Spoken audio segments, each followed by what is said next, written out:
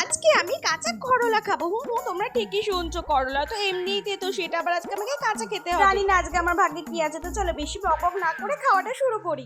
1 2 3। ও মা, এটা করলা না অন্য কিছু? দাঁড়াও চ্যালেঞ্জ যখন নিচে আমি ঠিকই খাবো। উফ, এক কামড়ে আমার জিভ বলছে প্লিজ আমাকে ছেড়ে দাও এবার। কিন্তু না, হাল ছাড়া মানুষ আমি না। চ্যালেঞ্জ যখন আমি নিচে আমি ঠিকই খাবো, তাই আবার সাহস করে দ্বিতীয় কামড়টা দিলাম। না না, এটা কখনোই মানুষের খাবার হতে পারে না। করলা তেতুর সাথে জিভে বসে বলছে।